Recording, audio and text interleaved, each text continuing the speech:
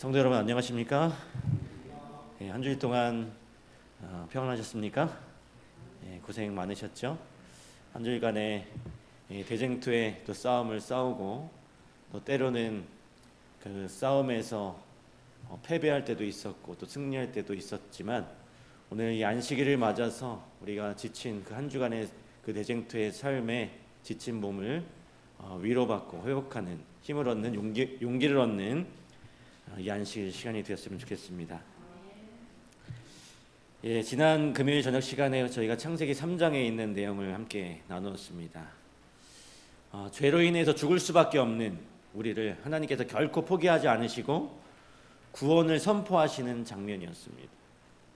그 구원의 길은 사실 우리의 어떤 얕은 생각보다도 훨씬 놀랍고 거대한 계획이었습니다. 하늘의 천사들이 경악할 만큼 또 너무나 위대한 희생이었고 아담조차도 엎드릴 그 은혜였습니다. 그와 동시에 그 사랑의 능력은 우리의 아주 작은 신음과 일상의 고민까지 들으시는 사랑으로 나타난다라는 사실을 우리가 지난 시간에 말씀을 통해서 또 기억하게 되었습니다. 지난 한 주간 동안에도 여러분의 삶 속에서 그 세밀한 그 하나님의 구원의 손길이 여러분과 늘 함께 하셨을 것입니다. 어제도 오늘도 그리고 내일도 우리의 삶의 모든 그 고통과 슬픔과 또 기쁨 속에서 십자가의 그 하나님의 사랑이 함께했다는 사실 여러분 꼭 기억하시길 바랍니다. 오늘은 이제 지난 시간의 다음 이야기인 창세기 4장의 이 말씀을 통해서 우리 가인과 아벨의 이야기를 좀 만나보려고 합니다. 이 창세기 4장의 말씀은요, 에덴에서 쫓겨난 그 인류가 처음으로 마주하게 된 정말로 뼈아픈 기록입니다. 구원의 약속과 또 죄의 그 본성이 동시에 흘러가기 시작하는 그 첫 번째 형제들의 그 이야기였어요. 오늘 본문의 말씀인 창세기 4장 1절부터 15절까지의 말씀을 우리가 교독하도록 하겠습니다. 창세기 4장 1절부터 15절까지입니다. 제가 먼저 읽고 우리 성도님들께서 짝수절을 읽어주시기 바랍니다. 아담이 그의 아내 하와와 동침하매 하와가 임신하여 가인을 낳고 이르되 내가 여호와로 말미암아 득남하였다 하니라. 그가 또 가인을 낳고 아벨을 낳았는데 아벨은 양심자였고 가인은 노산을 하였다. 세월이 지난 후에 가인은 땅의 소산으로 제물을 삼아 여호와께 드렸고 아벨은 자기도 양의 첫 새끼와 그 부름으로 드렸더니 여호와께서 아벨과 그의 제물을 받으셨으나 가인과 그의 제물은 받지 아니하신지라. 가인이 몹시 분하여 안색에 변하니 여호와께서 가인에게 이르시되 내가 분하여하면 어찌 되며 안색이 나면 어찌 되느냐. 내가 선을 행하면 어찌 낯을 들지 못하겠느냐. 선을 행하지 아니하면 죄가 문에 엎드려 있느니라. 죄가 너를 원하나 너는 죄를 다스릴지니라. 가인이 그야와 아벨에게 말하고 그들이 집에 있을 때 가인이 그야와 아벨을 쫓으었느니라. 여호와께서 가인에게 이르시되 내 아우 아벨이 어디 있느냐. 그가 이르되 내가 알지 못하나이다. 내가 내 아우를 지키는 자니이까.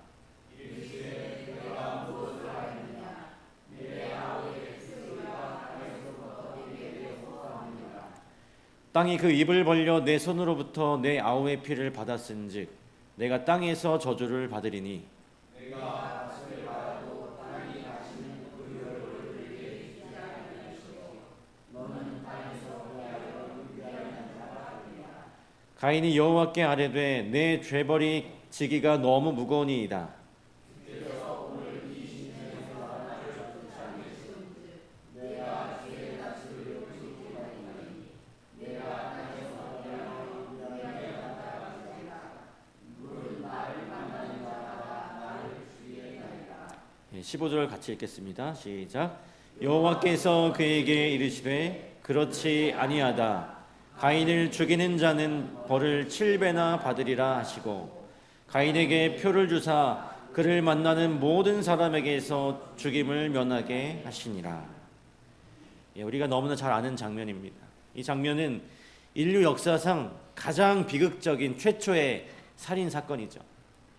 성경은 이 끔찍한 일을 아주 짧고 간결하게 이 4장에서 간결하게 설명하지만 그 안에는 깊은 울림이 있습니다.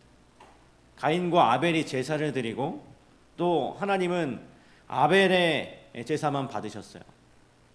그리고 가인은 그 모습을 보고 통제할 수 없는 분노를 바랍니다. 하나님 앞이라는 사실조차도 전혀 의식하지 못할 정도로 이 가인의 안색이 무섭게 변했어요. 그리고 하나님께서 그에게 다가가셔서 왜 그렇게 화가 났느냐라고 따뜻하게 대화를 시도하십니다. 하지만 그 대화 이후에도 가인은 마음을 돌리지 않았죠. 그래서 결국 그 동생을 돌로 쳐 죽였습니다. 이 가인과 아벨의 사건은 인류의 긴 역사를 관통하는 의인과 악인의 구분을 보여주고 있습니다. 의인과 악인의 구분을 보여주고 있어요. 여러분이 하나님께서 보시는 신앙적인 의인과 악인, 과연 그 기준이 어떤 것일까요? 의인과 악인의 기준이 어떤 것일까? 우리가 흔히 세상에서 의인과 악인을 어떻게 구별합니까? 어떤 훌륭한 희생을 한 사람을 우리는 의인이라고 부르죠. 여러분 기억하실지 모르겠어요. 2017년에 경북 군위에서 어느 한 집에 불이 났습니다. 불이 났는데 그 옆에 가수원에서 일하고 있던 스리랑카 사람인 니말이라고 하는 사람이 그 불난 집에 들어가서 90세 할머니를 구출해서 나왔어요.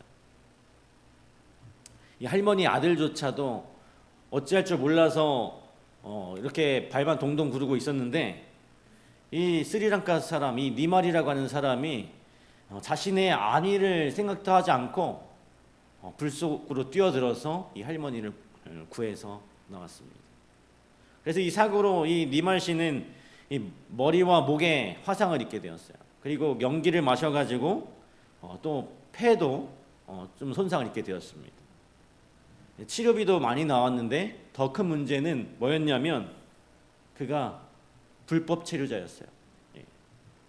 불법 체류자였기 때문에 자기가 어떤 게 사회적으로 드러나게 되면 어떻게 될까요? 추방을 당할 수밖에 없었겠죠. 그렇지만 그는 기꺼이 그 할머니의 목숨을 구했습니다. 세상은 이런 숭고한 사람에게 의인이라고 하는 칭호를 부여하고 또 그에 맞는 대우를 해줍니다. 그래서 이 니말이라고 하는 사람, 비록 그가 불법 체류자였지만 우리나라의 영주권과 후원금을 받게 되었어요. 그 일 때문에, 그 선행 때문에. 어려운 처지에 놓인 그 타인을 아무런 대가 없이 도와주고 자신을 희생하는 자가 우리는 의인이라고 알고 있습니다. 반면 여러분 세상이 말하는 악인은 어떤 사람인가요? 성격이 나쁜 사람인가요? 계획적으로 악을 행하는 사람일까요? 이런 사람들이 될 수 있겠죠. 악을 행하는 사람. 그런데 여러분 이 성경의 관점에서 하나님께서 판단하시는 의인과 악인의 기준은 어떤 것일까요? 물론 이 세상이 말하는 기준도 틀린 것은 아닙니다. 오늘 성경의 관점에서 이 가인과 아벨을 대하시는 그 모습 가운데 하나님의 기준이 좀 다른 것을 우리가 보게 됩니다. 정말로 중요한 핵심, 의인과 악인의 정말로 중요한 핵심은 내가 얼마나 도덕적으로 살았는가가 아니라 구세주가 필요한 존재임을 인정하는가 인정하지 않는가입니다. 예수 그리스도를 개인의 구주로 온전하게 또 정직하게 인정하는가, 바로 이것이 의인과 악인의 갈림길이라고 하는 것입니다. 여러분 가인이 아벨을 죽인 사건은요, 이 부모인 아담에게 어떠한 사건이었을까요? 정말로 충격적인 사건이었을 것입니다. 자신의 아들이 또 다른 아들을 잔인하게 죽였다는 그 사실은 그 어떤 부모도 견딜 수 없는 고통이죠. 그런데 여러분, 이 아담에게 이 사건은 단순한 가족의 그 비극 이상의 영적인 충격으로 다가왔습니다.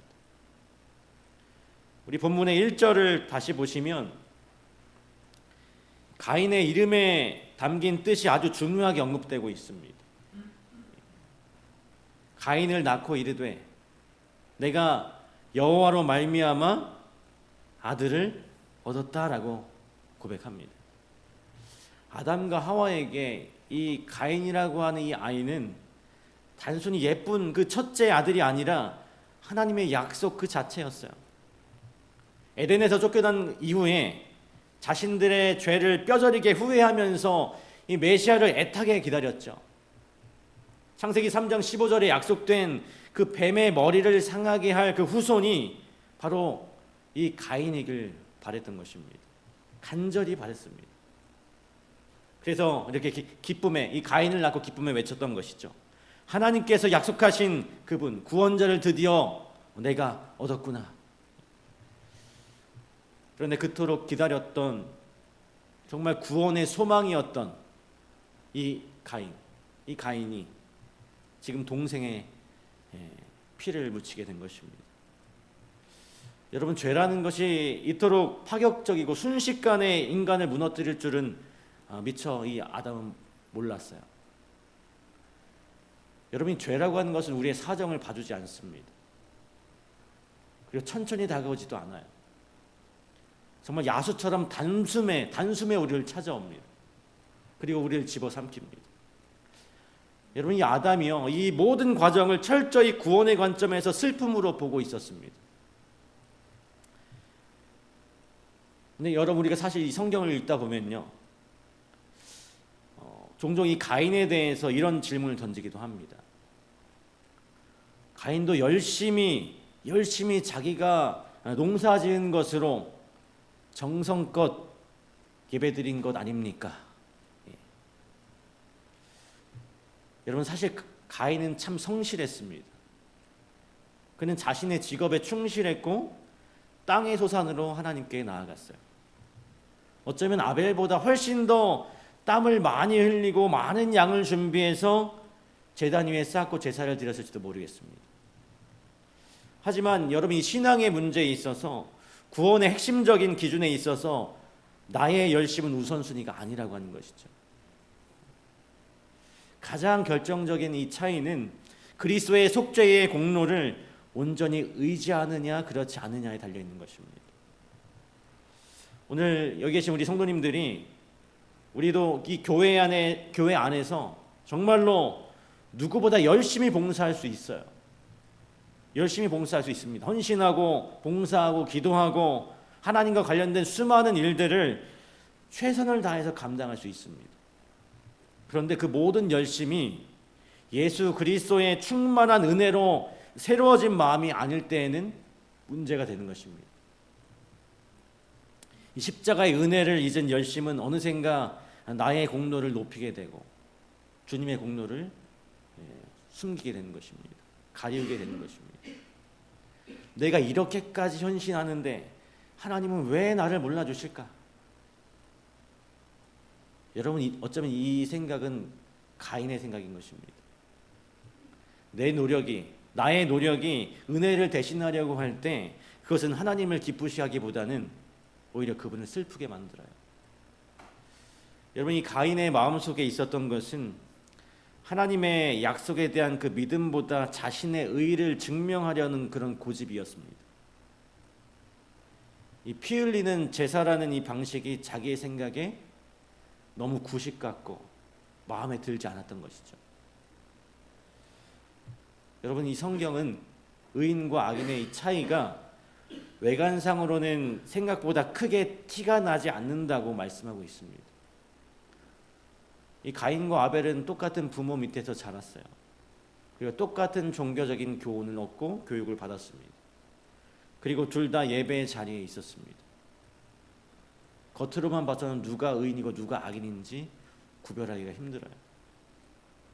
우리 인간은 도저히 구별해낼 수가 없습니다. 여러분, 하지만 이 가인은 이 예배에서 가장 핵심적인 한 가지를 의도적으로 빼버리고 말았어요. 가장 핵심적인 한 가지, 그것은 바로 구속주, 나를 대신해서 죽으실 분이 꼭 필요하다는 겸손한 그 인정이 빠졌습니다. 오늘 우리의 신앙생활 속에서도요, 우리는 종종 이 핵심을 놓치고 살 때가 있습니다. 내 힘으로, 나의 능력으로 충분히 살 것 같고 내 노력으로 복을 받을 것 같은 그 미묘한 교만의 그 죄의 시작이 있는 것이죠. 여러분, 오늘 우리들의 삶이 아무리 평온해도 나에게 예수 그리스도가 없으면 나는 죽은 존재임을 고백할 수밖에 없는 겁니다. 만약 일상의 아주 작은 그 문제에서, 아주 작은 문제에서 주님의 도우심을 구하지 않는다면, 그냥 내 능력으로 그것을 해결하려고 한다면 우리는 가인의 정신에 닿아 있는 거예요.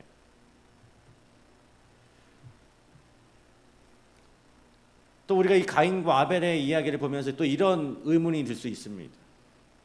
아벨도 참 너무하다. 형이 잘못할 때 왜 말리지 않았을까? 하지만 여러분, 아벨은 침묵하지 않았습니다. 그는 형 가인에게 아주 간곡하게 하나님의 그 준비하심을 설명했어요. 그들은 피 흘림이 없으면 죄사함이 없다는 이 진리를 이미 부모에게 들어서 잘 알고 있었습니다. 아벨은 형에게 간청했어요. 형, 하나님은 양의 피를 원하셔. 우리 주님의 공로를 의지하자. 가인은 다 알고 있었습니다. 진리가 무엇인지 다 알고 있었어요. 다 알면서도 의도적으로 이 말씀에 불만을 품고 자신만의 방식을 고집했던 것이었습니다. 말씀대로 순종하기보다 내 생각이 더 옳다고 주장하고 하나님께 시험하듯 나아간 것이죠. 여러분, 가인은 아담으로부터, 아버지로부터 자신들이 왜 에덴에서 쫓겨났는지 수없이 반복해서 들었을 거예요. 아담이 흘린 그 회개의 눈물과 가죽옷에 담긴 그 희생의 의미를 이 가인이 모를 수가 없었습니다. 그런데도 그는 의도적으로 자기의 고집의 길을 선택했던 것이죠. 여러분, 이것이 죄의 정말로 무서운 고집인 것입니다. 그런데 여러분, 그런 악인을 대하시는 하나님의 모습이 참 놀랍습니다. 하나님께서 가인을 먼저 찾아오세요. 화가 나서 하나님이 계신 것도 상관하지 않고 화가 나서 안색이 이 변해 있는 이 가인에게 네가 왜 분하여 이렇게 화를 내느냐? 어찌하여 너의 안색이 변했느냐라고 이렇게 물으십니다. 그리고 다시 한번 말씀하세요. 죄가 너를 원하고 있지만 너는 반드시 죄를 다스려야 한다. 여러분, 우리가 죄를 어떻게 다스릴까요? 어떻게 다스릴 수 있습니까? 우리의 힘으로는 절대로 불가능한 일이죠. 오직 주님을 의지할 때만 가능한 것입니다. 하나님께서는 지금 반역에 휩싸인 가인의 손을 다시 잡으시면서 구원의 기회를 다시 주는 겁니다. 죄가 이 문 앞에 야수처럼 엎드려서 너를 삼키려고 기다리고 있다. 어서 지금 내 약속을 꽉 붙들어라 라고 이렇게 기회를 주고 계신 겁니다. 그러나 하나님의 이 간절한 초청이 가인에게는 너무나도 지루하고 고리타분한 소리로 들렸어요. 여러분, 오늘날 우리에게도 이 복음은 때때로 너무 단순하고 뻔해서 좀 세련되지 못할 때가 있습니다. 그렇게 느껴질 때가 있어요. 요즘 세상이 어떻습니까? 인공지능이 발달하고 단 몇 초 만에 아주 수많은 데이터를 불러와서 우리가 그것을 볼 수 있습니다. 모든 지식을 쏟아내는 시대예요. 아주 엄청난 속도로. 사람들이 이런 기술과 발전과 세상의 세련된 문명에는 열광하지만 오래된 십자가 앞에서는 냉랭해지는 것입니다. 여러분, 가인도 발전하고 싶었어요.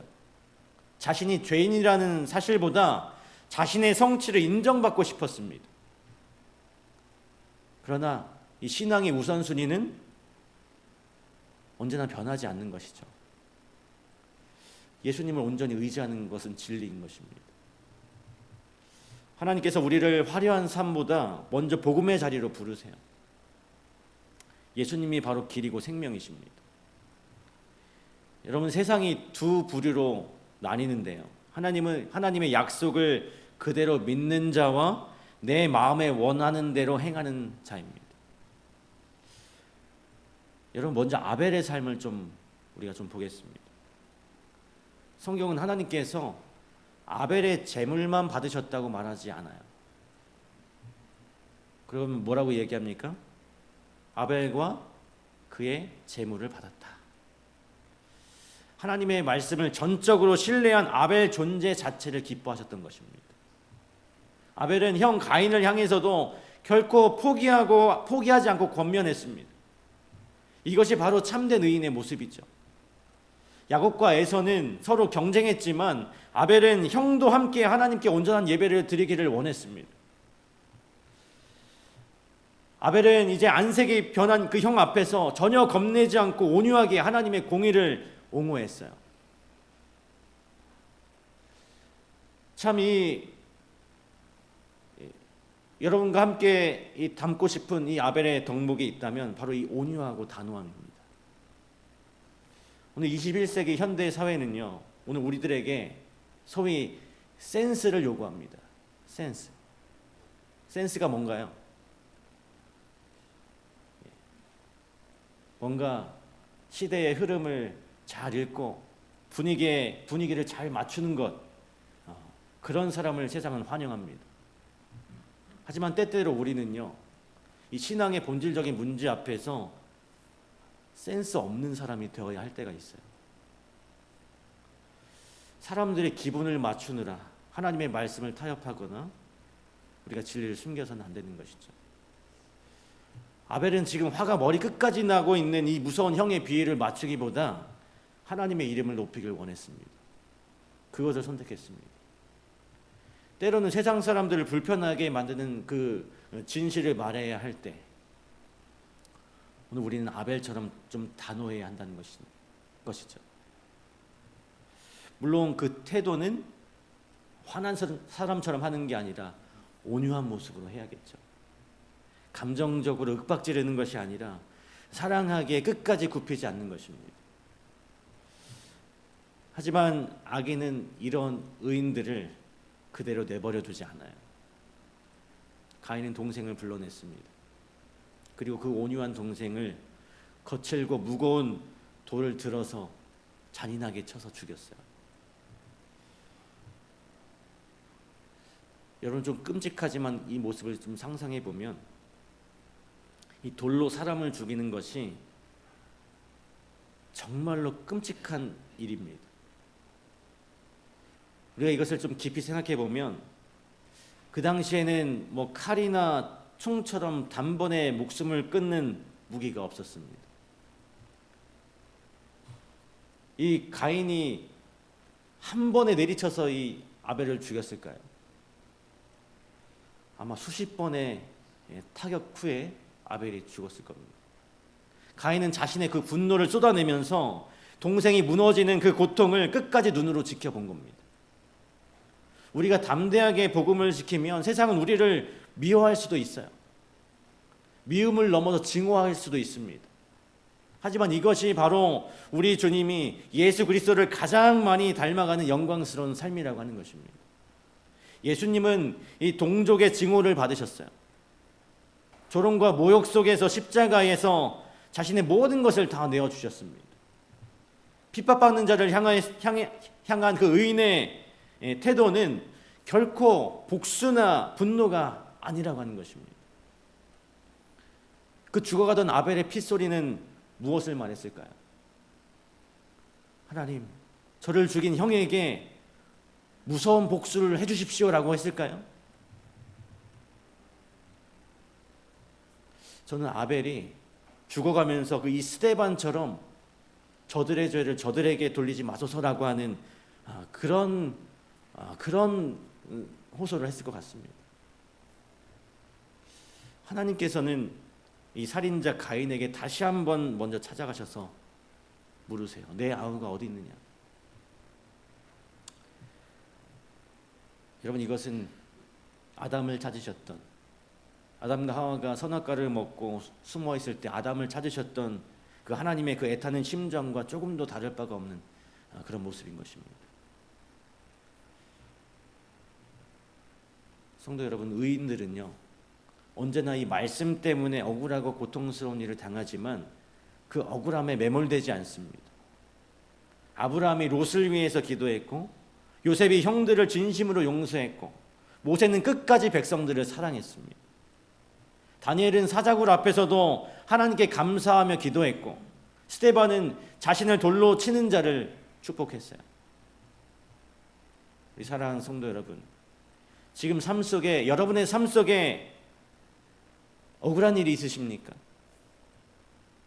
내 뜻대로 되지 않아서 답답하고 사람들의 오해를 받고 가슴이 좀 답답하실 때가 있으십니까? 그 억울함이 만약 하나님의 말씀을 지키려다가 생긴 것이라면 여러분은 지금 아주 잘하고 계신 겁니다. 우리는 주님의 길을 걷기 때문에 때로는 억울함에 익숙해져야 되고 그것을 기쁨으로 여길 줄 알아야 합니다. 여러분의 아벨과 대조적으로 가인은요 하나님께 저주의 선언을 들어요. 땅이 다시는 효력을 주지 않을 것이라고 합니다. 그런데 여러분, 이 저주도 사실 가인을 죽이지 않으시고 살리시는 하나님의 지독한 자비입니다. 원래 율법대로라면 가인은 그 즉시 죽임을 당해야만 했습니다. 그렇지만 하나님께서 가인에게 회개의 기회를 주세요. 여러분, 하나님께서는요 언제나 악인에게도 집요할 정도로 끝까지 찾아가셔서 사랑의 그 손길을 내미시는 분이십니다. 그런데 여러분, 가인의 반응을 보면 내 죄벌을 지기가 너무 무거우니 나를 만나는 자가 나를 죽이겠나이다 라고 말합니다. 자신이 지금 저지른 끔찍한 살인과 동생에 대한 미안한 마음은 없고 그저 자신이 겪을 고난만 걱정하고 있는 거예요. 자신을 죽이지 않으신 하나님의 그 놀라운 자비에 대해서 감사하기는커녕 자기 안위만을 지금 따지고 있는 것입니다. 가인은 하나님을 떠나는 것이 자신에게 얼마나 큰 손해인지 이미 너무 잘 알고 있었어요. 평소에 하나님의 말씀을 듣기 싫어서 제멋대로 행동하면서 반항하다가 이제 와서 도와달라고 매달리고 있는 것입니다. 그런데 하나님께서는 그런 가인에게도 그렇지 아니하다라고 말씀하시면서 보호의 표를 친히 허락하셨어요. 가인을 죽이는 자는 벌을 7배나 받게 될 것이다 라고 하는 완전한 방어망을 쳐주신 것이죠. 하나님께서 여러분 가인에게 베푸신 이 믿기 힘든 자비의 이유는 죄의 결과를 보여주기 위함이었습니다. 하나님을 끝내 거절하는 사람들의 역사가 어떻게 흘러가는지 온 우주 앞에 그 예증으로 남겨주신 것이었어요. 동시에 아무리 악한 자라도, 아무리 악한 악인이라 할지라도 하나님은 끝까지 포기하지 않으시고 기다리신다는 것을 보여주시는 겁니다. 여러분, 의인과 악인의 차이는 하나님의 사랑이 있고 없고가 아니라 그 사랑에 어떻게 반응하느냐라고 하는 것입니다. 하나님은 모든 사람이 구원을 얻기를 원하시고 한 사람도 멸망하지 않기를 오래 참으십니다. 언제나 문제는 우리들의 선택이죠. 가인의 길을 갈 것인가 아니면 아벨의 길을 갈 것인가. 우리의 구원은 오직 예수님의 그 보혈에만 온전히 의존되어 있습니다. 이것을 믿는 것이 의인의 삶이죠. 그 진리가 때로는 초라해 보이고 또 세련되지 못해 보여서 거절하면 그것이 바로 악인의 길을 가게 되는 것입니다. 오늘 우리가 이 저녁에 엄숙한 선택의 기로에 서 있습니다. 악인은 하나님의 세밀한 초청을 끝까지 거부하면서 내 힘으로 인생을 증명해 보이려는 그런 사람이에요. 의인은 자신의 무력함을 인정하고 어린 양의 십자가 뒤에 숨어서 오직 은혜만을 바라는 사람입니다. 하나님께서 지금 이 시간에도 우리 모두에게 똑같은 사랑을 부어주고 계심을 잊지 마시기 바랍니다. 끝까지 우리를 사랑하시는 그 주님의 손을 우리가 굳게 붙들고 의인의 길로 걸어가기로 결심하시는 우리 모든 성도님들이 되시길 간절히 소망합니다. 이제 시작된 이 거룩한 안식일에 우리가 아벨처럼 온전한 예배로 하나님께 영광 돌리는 우리 모두가 되었으면 좋겠습니다. 그래서 우리 주님의 그 크신 은혜가 우리 모든 성도님들과 영원히 함께 하게 되시길 간절히 바라면서 오늘 말씀을 마치도록 하겠습니다. 우리 마치는 찬미 646장 찬양하겠습니다.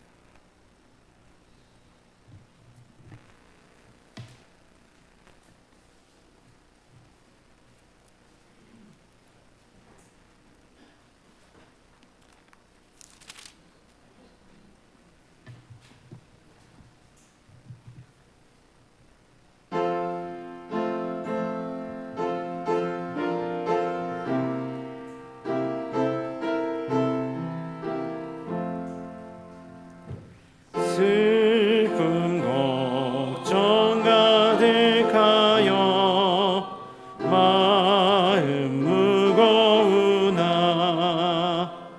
갈바리 십자가 밑에서 모든 짐 벗었네. 갈바리 십자가 밑에서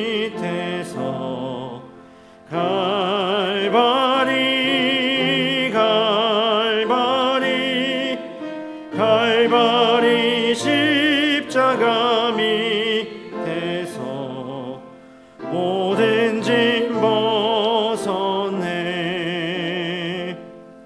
주께 근심 다 맡기고 염려하지 말라. 갈바리 십자가 밑에서 모든 짐 벗었네. 갈바리 십자가 밑에서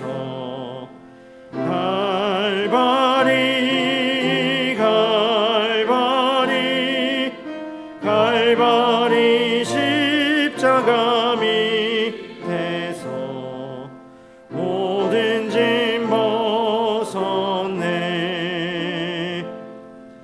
마음의 고통 흘린 눈물 주가 다 보시네.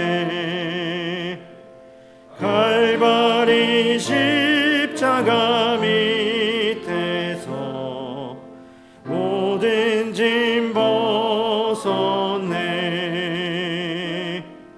갈바리 십자가 밑에서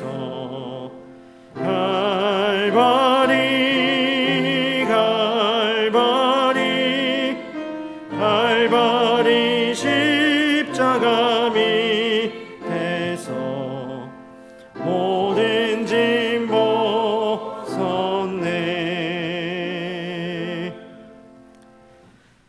사랑의 아버지 하나님, 오늘 이 저녁 우리를 주님의 전으로 불러주니 감사합니다.